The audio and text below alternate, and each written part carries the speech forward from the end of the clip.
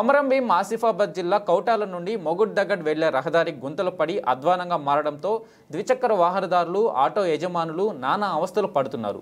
అధికారులు ప్రజాప్రతినిధులు ఈ రహదారి గుండా వెళ్తున్నారు కానీ చూసి చూడనట్లు వెళ్లిపోవడం సిగ్గుచేటుగా ఉందని ప్రజలు వాపోతున్నారు.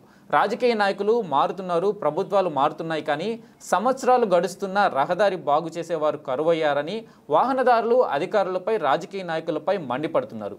ఇప్పటికైనా అధికారులు ప్రజాప్రతినిధులు స్పందించి గుంతల రహదారికి మరమ్మతులు చేయాలని ప్రజలు కోరుతున్నారు.